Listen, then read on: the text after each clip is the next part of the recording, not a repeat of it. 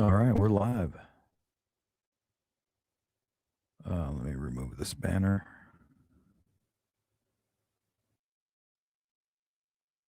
I mean, if anybody wants to call in, they can, but just let me know. I can share a link or I can share a phone number. Either or is fine. Either way, happy Monday, January 12th, 2026.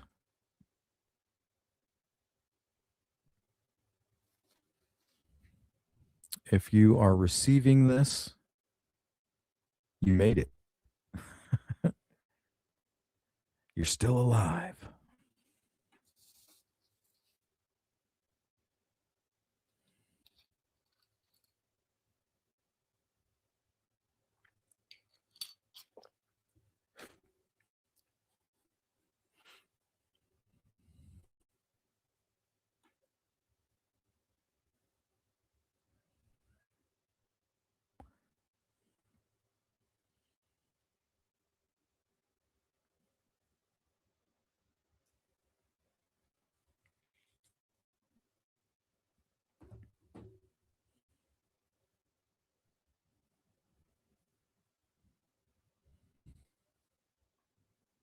Hopefully, you guys can hear me okay.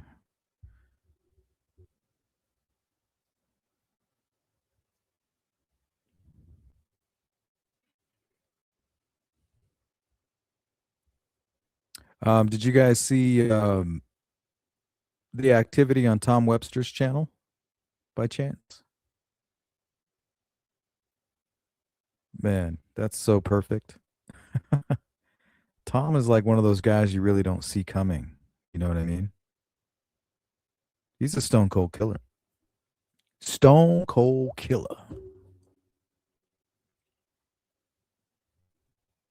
Sometimes you have to prove it. You know what I mean?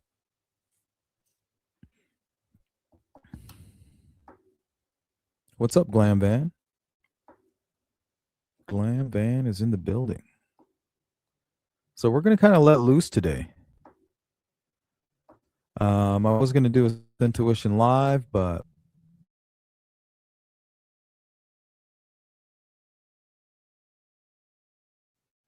if we're going to get a little bit tipsy, which I just cracked, we don't want to be too serious. Plus, every now and then it's good to unwind. We've covered a lot of content when it comes to the Delphi case. And sometimes it's just good to kind of do like a Q&A, non-formal. What's up, Jari?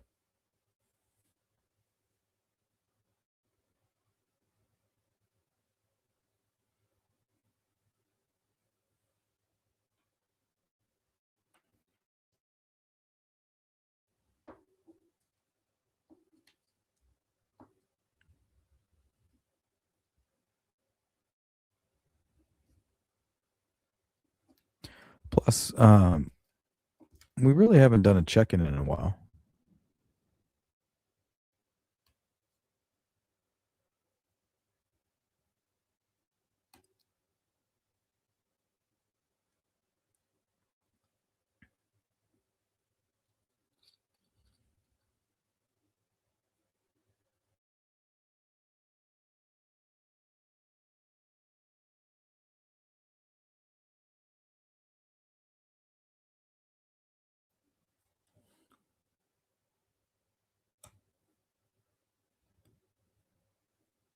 There was something I wanted to run by you guys.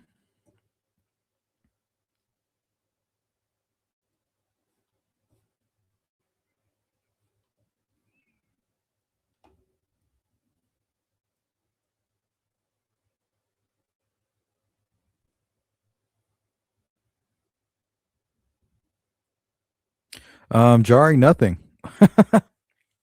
Honestly, sometimes that's what we need. No agenda. We just go live and whatever happens, happens. You could have people call in. The conversation can go anywhere. This is something that I wanted to run by you guys. People in Greenland to. I'm not talking about money for Greenland yet. I might talk about that. But right now, we are going to do something on Greenland, whether they like it or not, because if we don't do it, Russia or China will take over Greenland, and we're not going to have Russia or China. So when I hear Trump talking about Greenland and how he has to take it over, it kind of scares me a little bit. It kind of scares me that he's anticipating like a world war.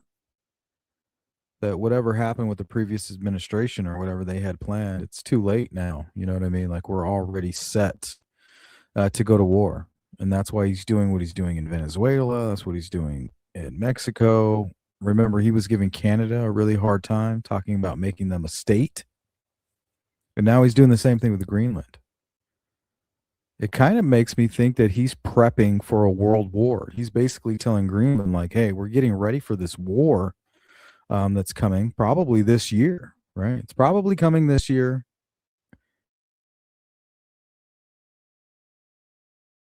That's why we had COVID, that Biden.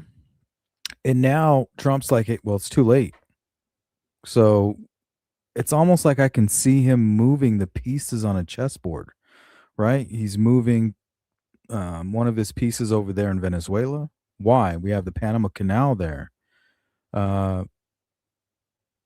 We have like a choke point right there, similar to what Iran has, right?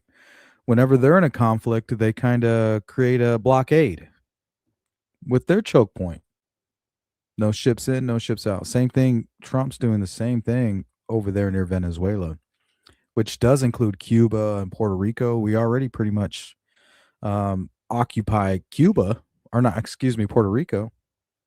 So it's very interesting, but it's at the same time, it's a little bit scary. As a chess player, you know, you can kind of see the pieces on chessboard kind of moving around. So it makes you wonder, like, what the fuck is he getting ready for? Right? What's coming? As a neighbor. Okay?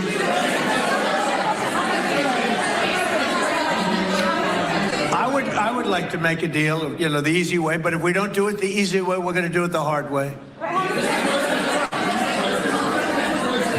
And by the way, I'm a fan of Denmark too. I have to tell you, and it's almost like he's like, okay, I tried to do the whole peace thing.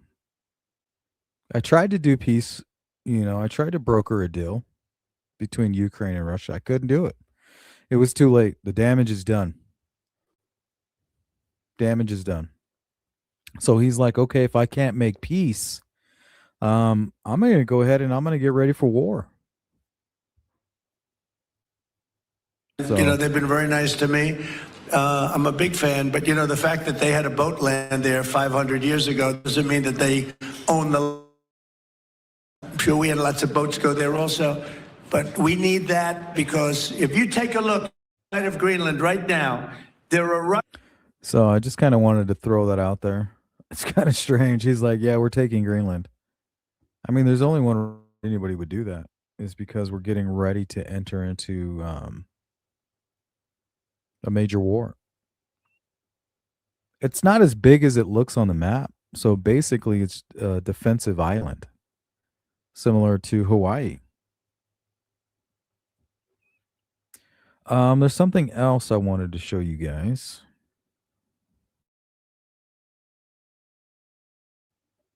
This popped up on my feed on X, and I could not help but think of Summer Wells.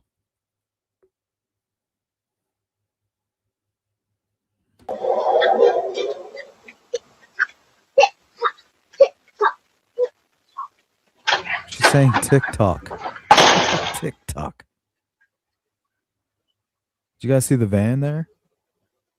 Oh my God. You guys, you cannot let your kids out of your sight for even a moment. Look at that. I watched this, and for whatever reason, the Summer Wells case popped right into my mind. And it kind of reminded me of this old, let me see if I still have it. Hopefully I still have it.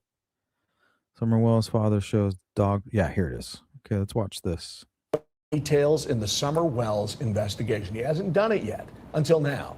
Her father is also showing us a path he claims, a little used path. Can you he believe claims that? A kidnapper used to abduct his daughter and then disappear without a trace. Our Erica Lunsford walked that trail with Don Wells and sat face to face with Sheriff Ronnie Lawson in a WVLT exclusive interview. Now 114 days after the little girl was reported missing. Erica, you've learned a lot. Tell us more. That's right. Summer's father tells me he believes the trouble started at the basement door, a door he says her brothers often left unlocked and wide open.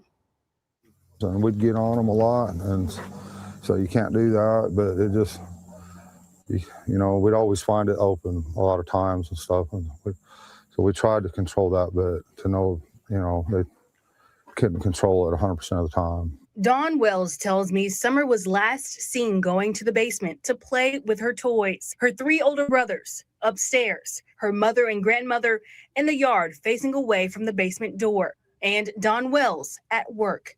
We don't know if someone was waiting in the basement or if she come outside here and went to the swing. All we know is she went down the basement. Wells says he believes someone was lurking at the top of the dog trail, just feet away from the basement door.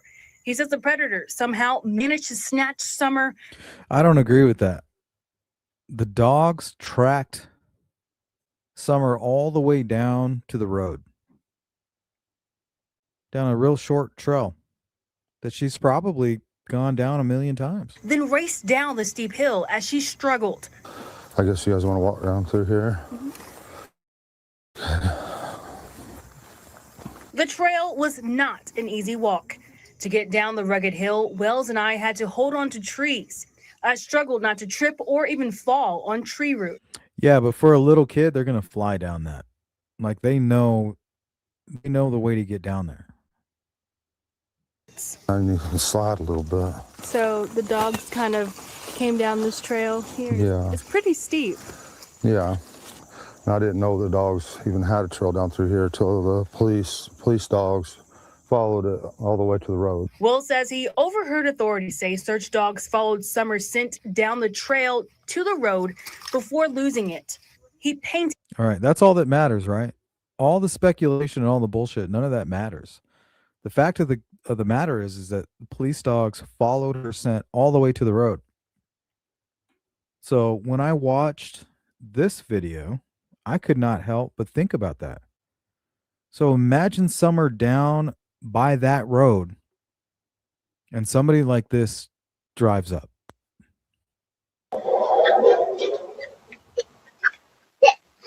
There's Summer right there.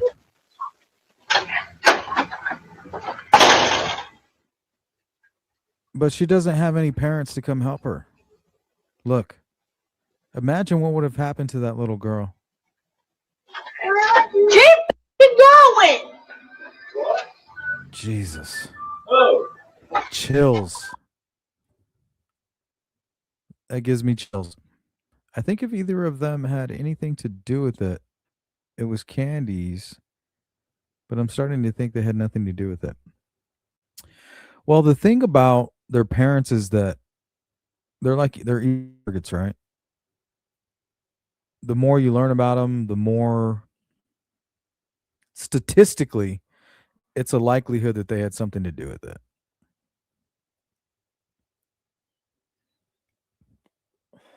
But that's because anybody that says that, they're just not willing to do their own investigation.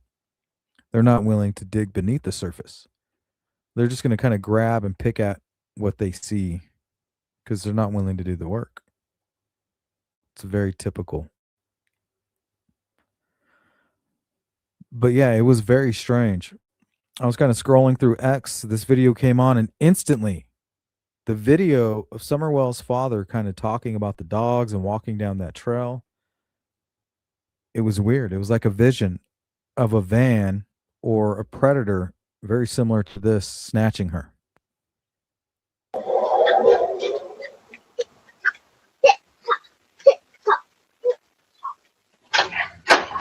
Almost looks the same age and everything.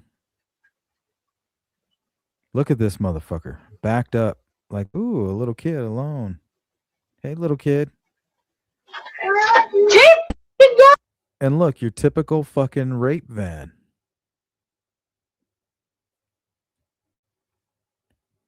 Not only did I think of Summer Wells, but immediately after I thought of Summer Wells case, I couldn't help but think of the Evansdale case.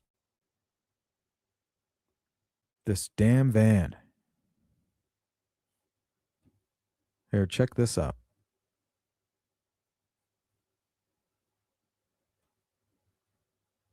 Five starts now. It's an attempted kidnapping case that sounds a lot like the plot of an after-school special, including a white van, a lure of puppies, and candy. Good evening, everyone. I'm Darcy Thomas. And I'm Daryl Green. This sounds like a cliche. Deputies in Tunica County.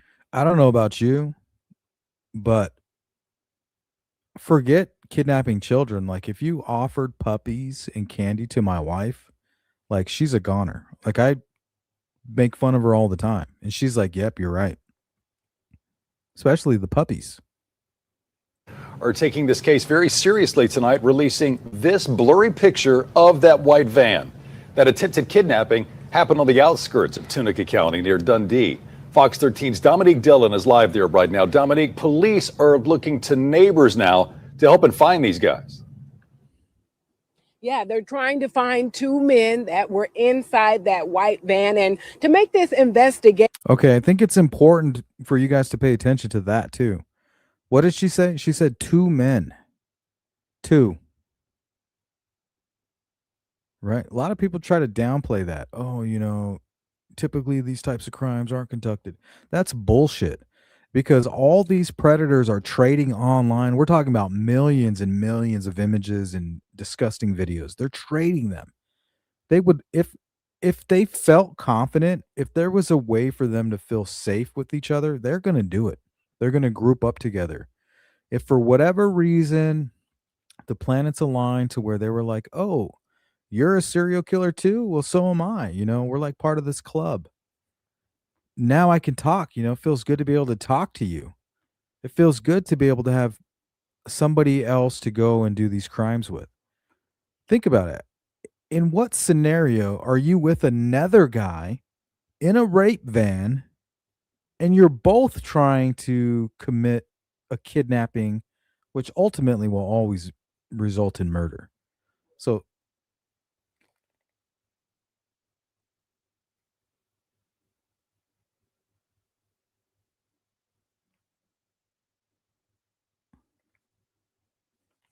So unfortunately, that's what I think happened with Summer Wells.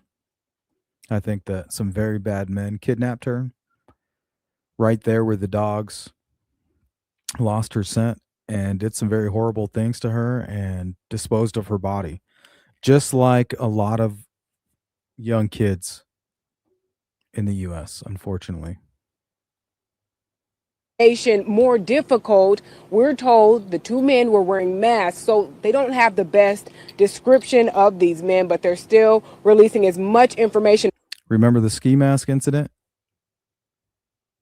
There you go. Two sick men running around in a van offering puppies and candy. Come on, guys. As possible in hopes of getting them off the streets. The Tunica County Sheriff's Office says the incident happened near a home in the Dundee area at Old Highway 61.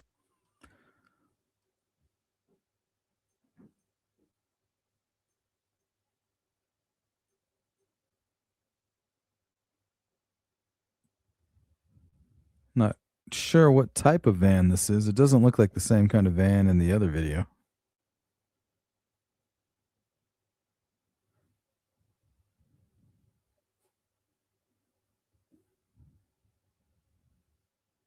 I mean, the windows kind of match, and then the license plate, but there seems to be like a black stripe.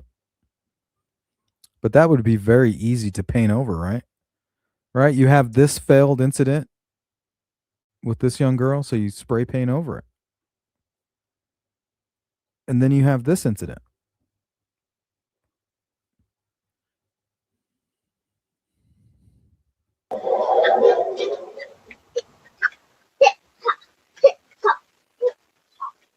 She's in her front yard.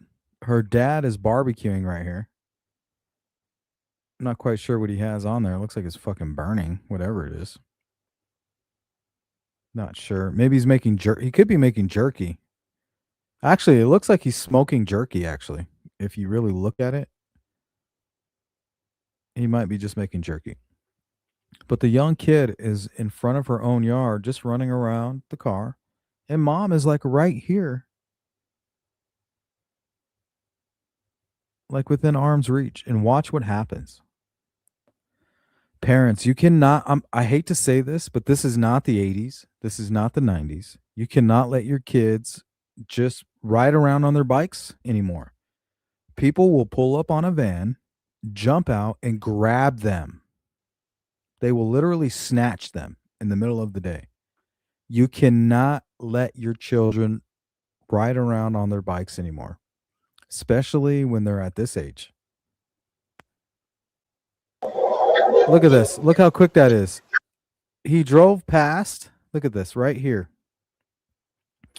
Now, this is what an opportunistic killer looks like. Right? See that? Just happened to be driving by. Notice there is a passenger here. Can you guys see that? He's leaning forward and he's looking. Look, there's a kid. You can see him leaning forward looking.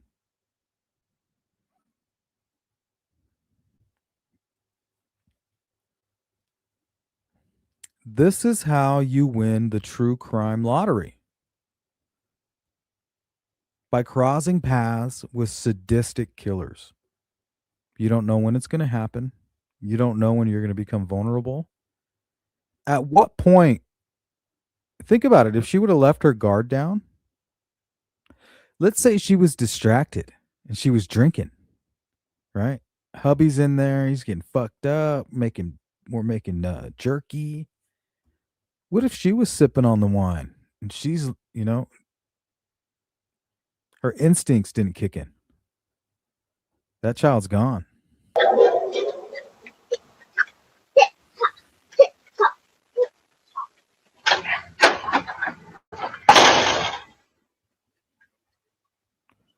Look at that van back up.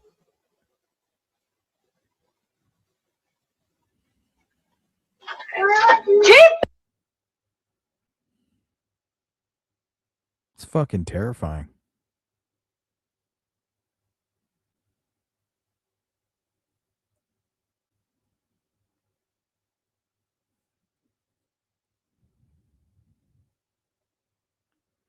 Who were those two serial killers that were cousins that raped and killed together back in the 80s? That sounds like the Hillside Strangler. That might have been out of California. And it actually might have been in the late 70s. I don't know if it went into the 80s. But it sounds a lot like the Hillside Strangler case. 5 seconds and gone. I mean, take a look at this. Look.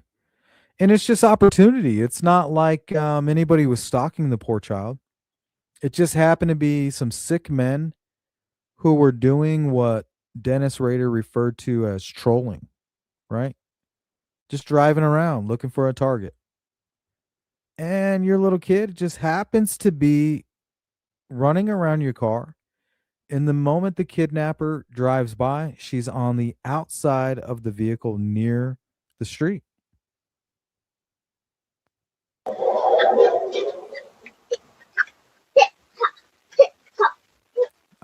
I'm telling you, this kid was gone. If it wasn't for the quick thinking of this mother, I think this child would be gone.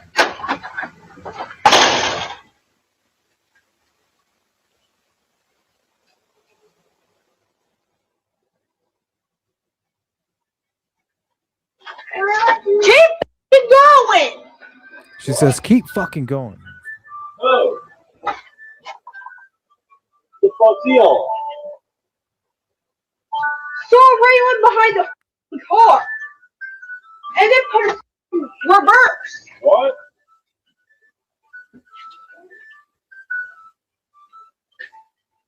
Anna, that's my phone name.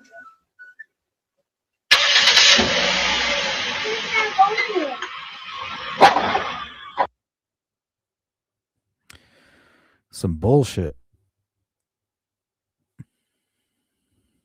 But yeah, after I saw that, I couldn't help but think about the Summer Wells case. And then after that, I couldn't help but think of the Evansdale case. Right? That's exactly what happened. Some predator's driving around and sees two young kids. I talked to Drew.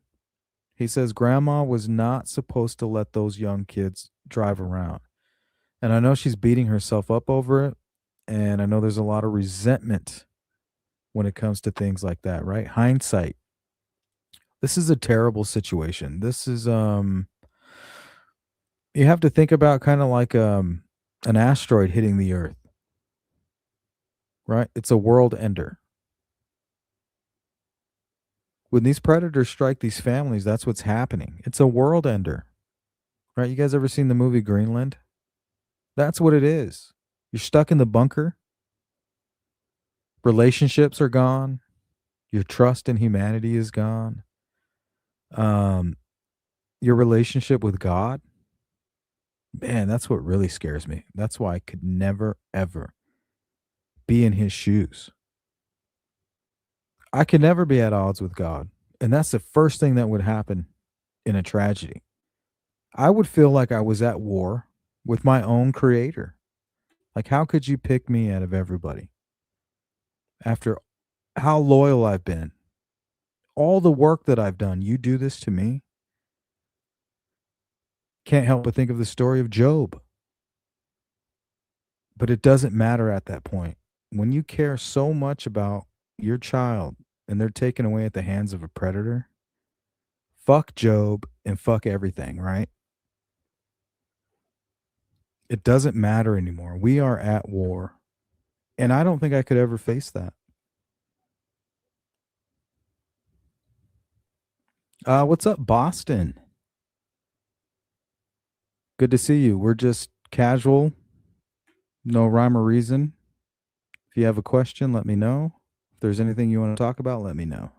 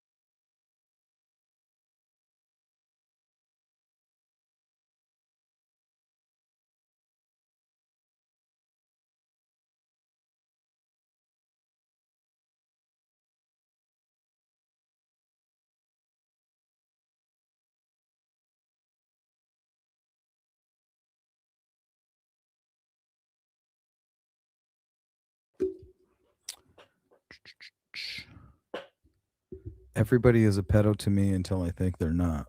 Not everybody, but yeah, I get what you're saying. You have to be suspicious because it's almost like the pedo's game is to not be noticed, right? To hide in plain sight, almost to target you. If you're ignorant about them, that's where they want to be. They want to be where you're ignorant. They want to be, um, they want to be a coach at a troubled school. They want to be a babysitter. They want to be an adopted parent. They want to work in the they want to work with orphanages. They want to do things like that. They want to have access to troubled children like Libby, right? Both her parents were addicted to drugs at some point, separated, and that's why she ended up in the custody of her grandparents. Even though her father, Derek, lived with her, like she was definitely a troubled child. She definitely didn't have the childhood that you're supposed to have, and we know that now. Both her parents know that. We're not educating anybody, and we're not victim blaming. That's just the fact of it, right? And sometimes when that happens to children, they become victimized. They become targeted because what these sadistic individuals are looking for are vulnerable targets. How do you become vulnerable? Well, when both of your parents aren't really paying attention to you and they're addicted to drugs, that makes you a vulnerable child.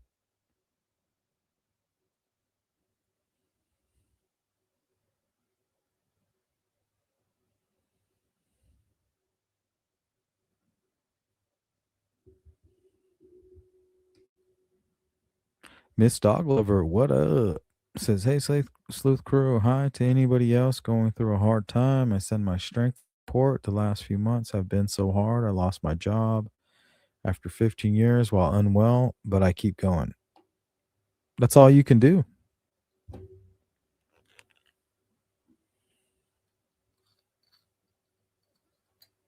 You, all you can do is keep going or give up.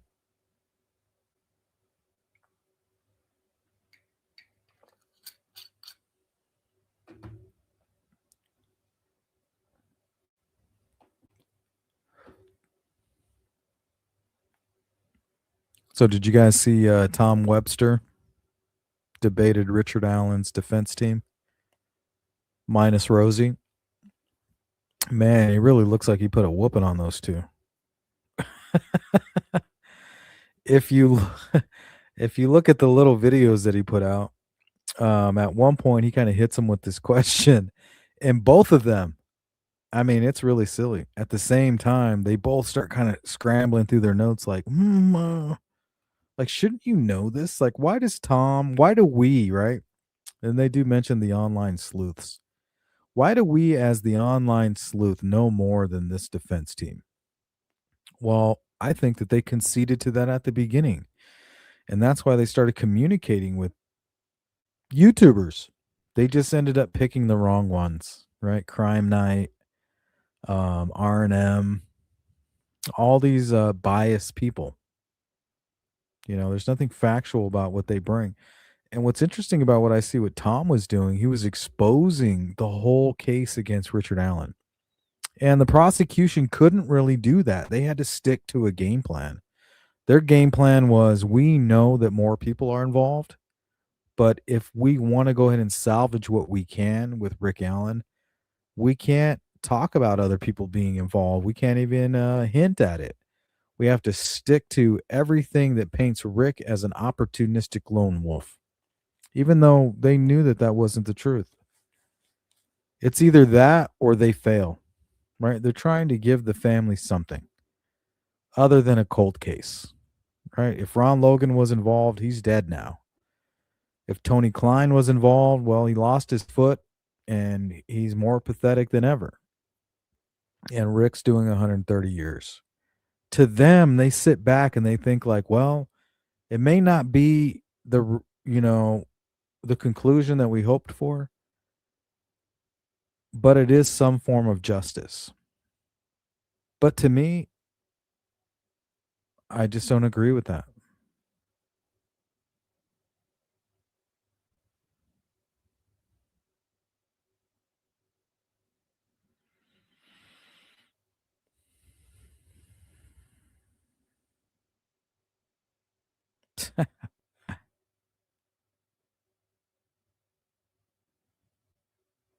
Not sure Which one? Miss Dog Lover, I'm praying for you. Everything will be better now. Dad home, maybe. Boston says I saw part of it. Yeah, it was really good. I mean, it's really good to see somebody interview Rick's team that isn't like an ass kisser, right? Somebody that doesn't worship them and just feed into the nonsense. You know what I mean? Like, it was like so refreshing. It's like, all right, here we go. Some real fucking journalism. None of this, oh, tell me what I want to hear, right? And what's interesting is that the defense team of Richard Allen is the ones that created this free Rick Allen movement. It's all these suckers who are susceptible to the manipulation of psychopaths. You know, it's just a personality issue, I think. It's a character fault.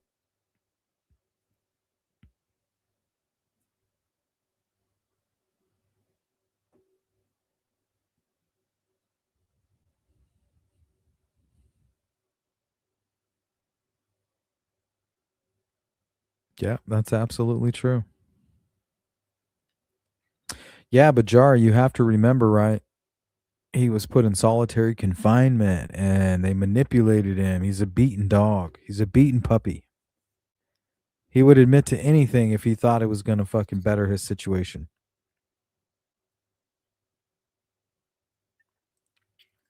Even though he's the one destroying his iPad and shit.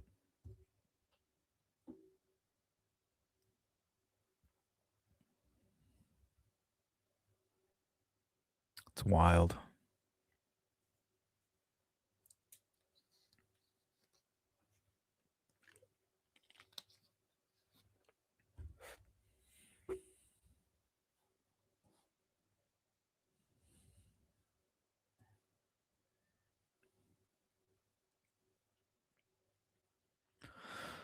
Let's see. There was a couple things that I wanted to talk with you guys about. What was it?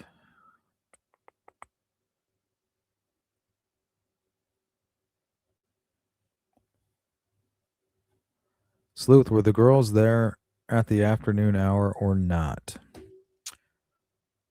At Sleuth. So, Sleuth, were the girls there at the afternoon hour or not? What do you mean the afternoon hour? What are you talking about?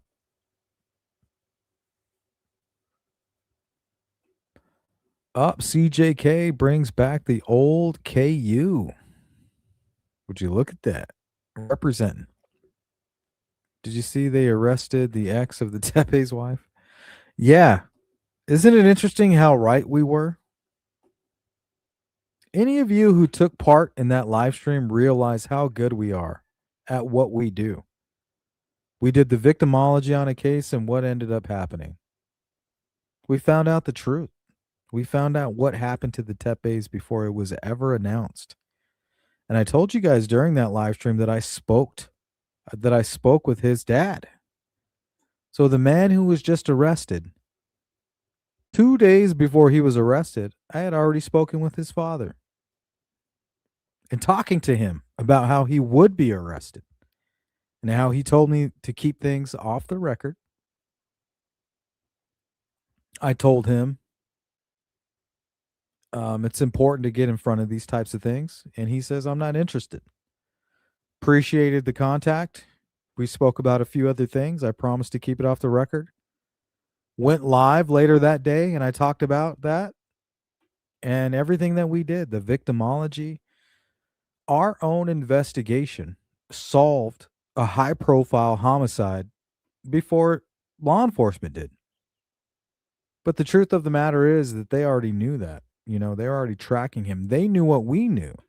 They did the science like we did. They used the same scientific method, right? You start with the victimology. So we did the victimology on the case, and what did we discover? We discovered that they were extremely low risk, that even though at one point the area was considered high risk, that it's just not realistic that somebody's going to retaliate due to regentrification. It's just not realistic. It's a low crime area. It's a great place to live. And basically the entire gang that had fucked up that area had been indicted years before, all by 2017. So low risk area, low risk victims. It was obviously targeted. So what did I try to show you guys? I showed you the calendar. What was important about the calendar? Well, it was about less than a week after Christmas. If we're looking at low risk and we're trying to get into the mind of a killer, for me it was obvious, right? Somebody was watching from the outside. This couple was only married for 4 years. They had a 4-year-old son and a 1-year-old. It was less than a week after Christmas. What did that tell us? That they were stalking this couple, thinking this is my life. Who did that point to? Pointed to the ex-husband, Mr. McKee. I knew it was him. I think the majority of the world probably knew it was him. Maybe, I don't know. All I know is that I did the victimology and it pointed right at him or somebody like him.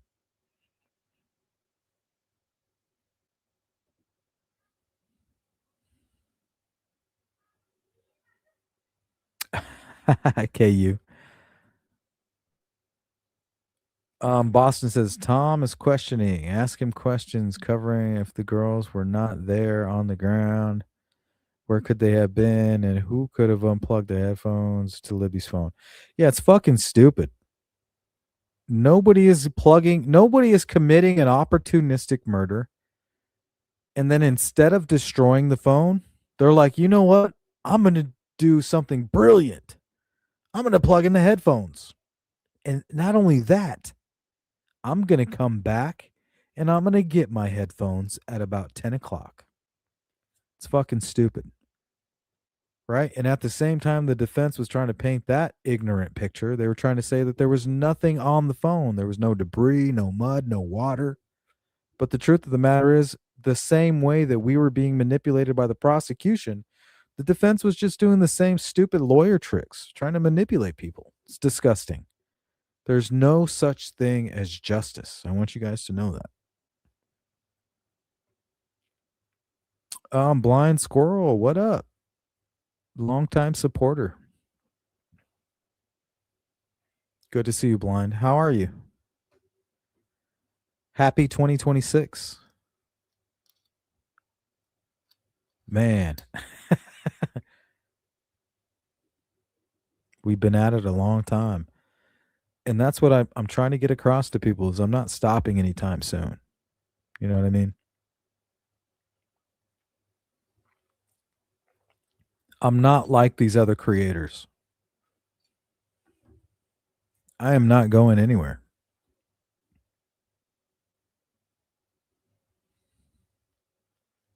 Boston says less than a week after Christmas. Very emotional. Well, it's not only that. Remember what I showed you? Let me see if I still have it up.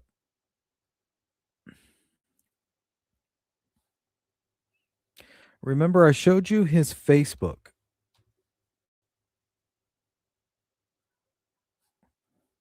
And the reason I did this is so you can kind of get an idea if there was somebody that was obsessed, right? This ex-husband, he's obsessed. How do you become obsessed? Well, for whatever reason, your life sucks, right? You're going down, you're spiraling, mental health issues, problems at work. You're unable to establish a new relationship. So now you're lonely. So what do you do when you can't establish new relationships or new bonds? You start looking back at your old ones, the one that got away, and you become obsessing. You become obsessed.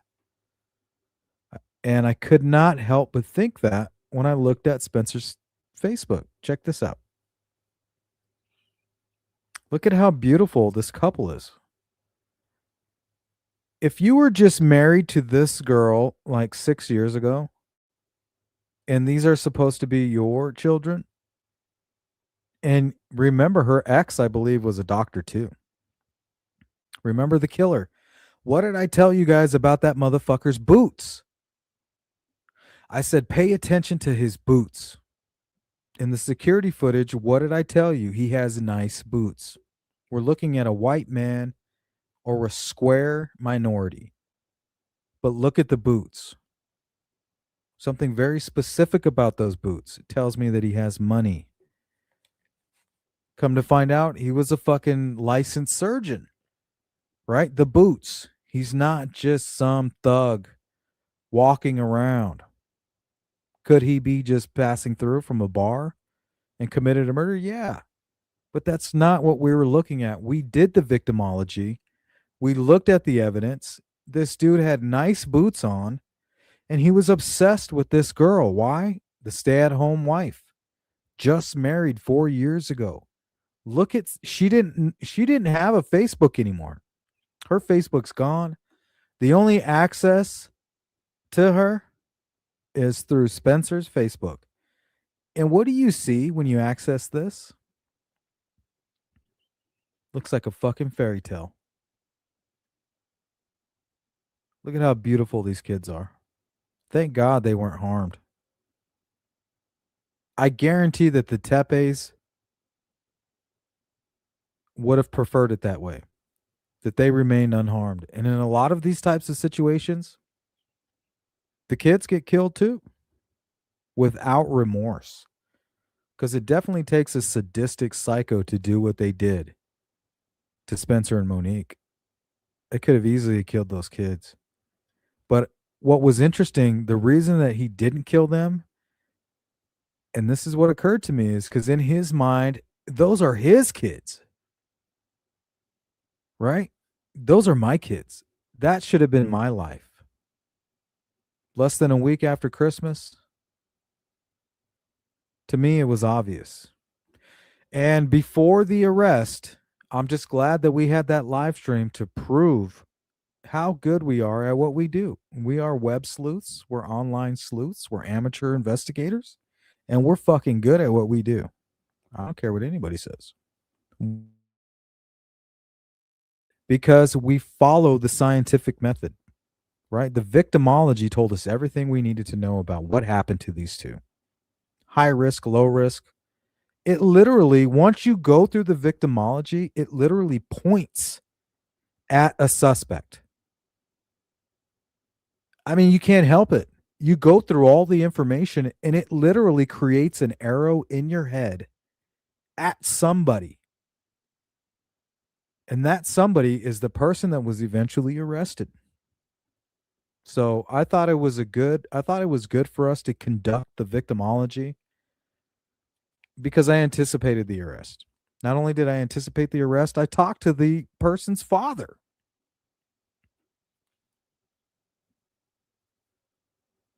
How about that? Thank you, Blind. It's good to see you.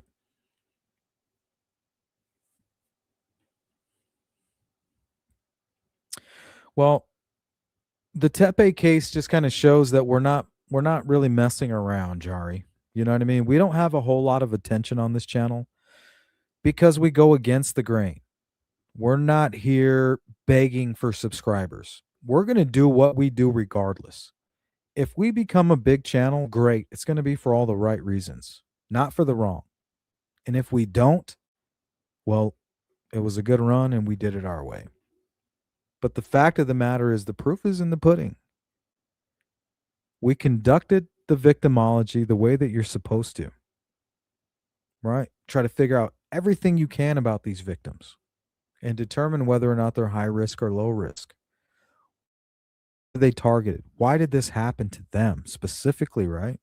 There was a reason for it. Could have been opportunistic, but they're just in a low risk. The fact of the matter is somebody was extremely jealous, and this is why. Let's take a look at a quick, and I always like to document Facebooks because for whatever reason, after these high profile crimes, they like to delete them. I think there's a lot of valuable information here. Check this out.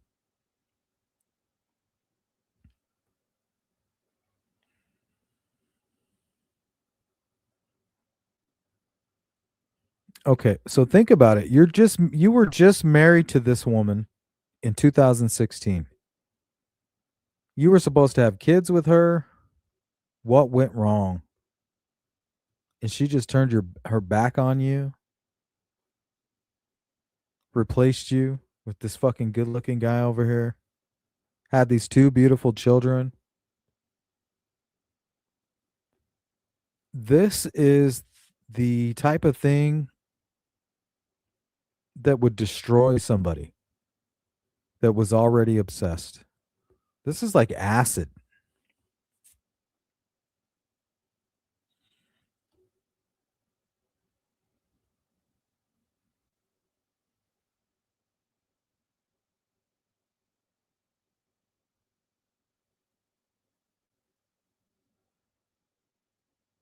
Yeah, he was a very smart guy. But remember, what did I tell you guys? I always look at a man's shoes. Remember that. If there's anything you guys take away from that live stream, take that. Always look at a man's shoes. You can tell a lot by not a woman. I don't know anything about women's shoes. But men's shoes, I can tell you right away. I judge men by their shoes. And with him, I can tell that he wasn't just your everyday person. Your opportunistic bar hopper, transient, homeless guy, somebody that's upset that some big fancy attorney built, this nice big house on his old turf. We weren't dealing with that. We were dealing with an obsessed individual, and that's why it happened just a few days after Christmas. We put all that together. That should count for something. That's all I'm saying. Should count for something.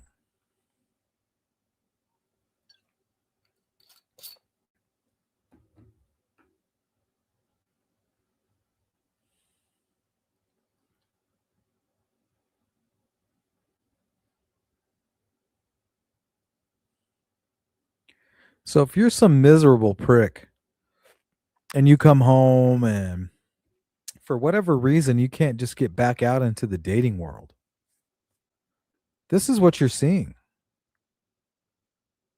Look at all these smiles. It'd be like acid in your face. Especially for a stalker, an obsessed stalker.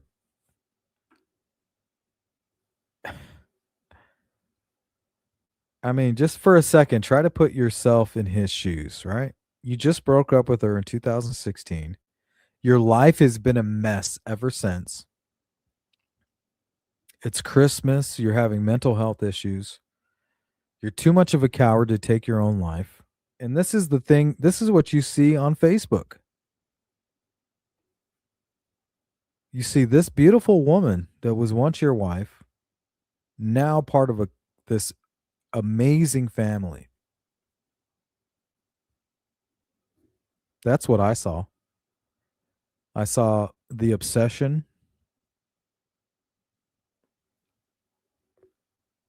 and the satisfaction of revenge.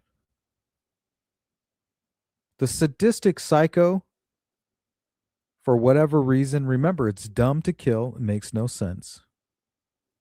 The words of Tom Webster. It's dumb. It makes no sense. So obviously you're out of your fucking mind if you're killing somebody.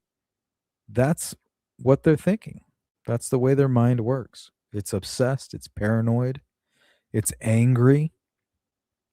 But first and foremost, it's never their fault. Somebody has brought them to this breaking point. Somebody else is responsible for poking the bear. It's not the bear's fault for waking up and destroying a family. I mean, these poor kids will never be the same. It's not fair. It's never fucking fair, guys. And you don't want to be a winner of the true crime sadistic killer lottery. It's just not the lottery that you want to win. But you cannot ignore the red flags. You can't. If somebody threatens you at work, you have to report them. Not only should you report them at work, you should call the cops. Don't ever put your faith into systems. Systems are not in place to help you. Systems are in place to ensure insurance checks. That's it. Nobody gives a fuck about your humanity. You have to cover all your bases. If somebody's threatening you at work, you report them at work and then you go to the police. It's that simple. You do not take it lightly. If your spouse or girlfriend or boyfriend threatens to kill you, to kill your family,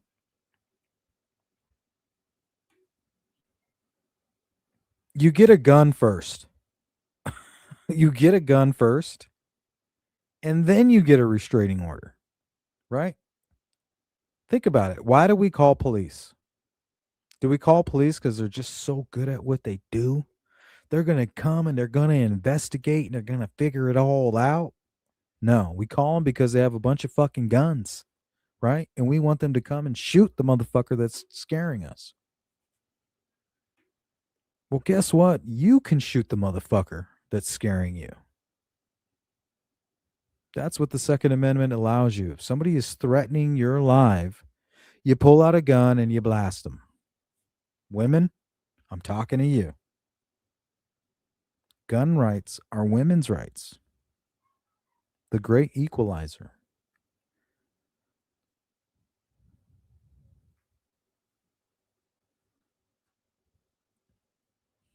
And honestly, yeah, exactly.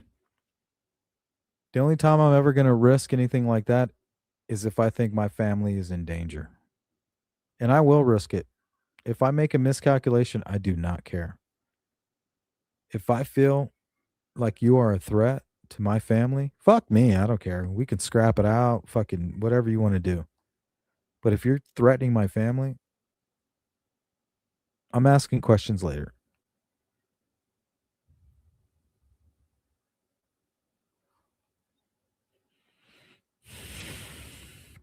And you know what the most disturbing part about all this is that I feel like Spencer wanted to help her ex. I feel like he used a ploy, like he was knocking on the door. I need closure. I need closure. Blah, blah. I'm just drunk. Spencer's like, okay, come in. Like, I understand. Like, you're an educated man. You're a doctor. You're a surgeon. Like, you're obviously not a threat. You're upset. I know how it could be. Maybe you do need closure. Maybe we could be friends. Maybe at one point we can be friends. I don't want to let him go back out there. He's drunk. I don't want him to drive. Let's let him sleep on the couch. Let him sleep on the couch, but instead of sleeping on the couch, he wakes up in the middle of the night and murders you. So, but also please understand that HR works for the company, not the employee. And that's coming from somebody. Exactly. You cannot expect the company to protect you. They're only there to protect themselves from lawsuits. It's a business. You're working for a business. Your protection is the last thing on their mind. If somebody is threatening you, especially in a company where there's hammers and deadly weapons laying around, report it to the company, to HR, but I want you to immediately report it to law enforcement and may even go sit down and get a consultation from an attorney.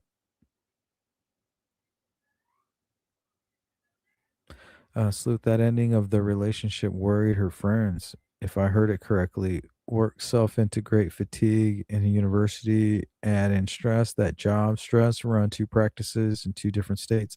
Exactly. There is the thing that you guys need to understand about these true crime cases. There is a recipe for disaster, right? This happened. How we ask the question all the time, how did this happen to them?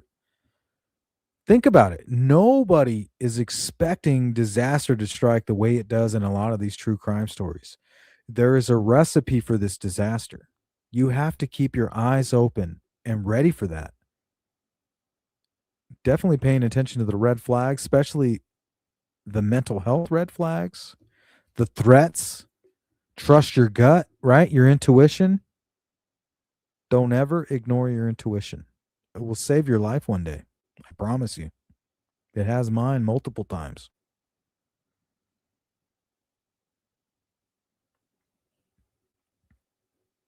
All right, guys, we're at that 1 hour point. I just wanted to kind of come up here and hang out.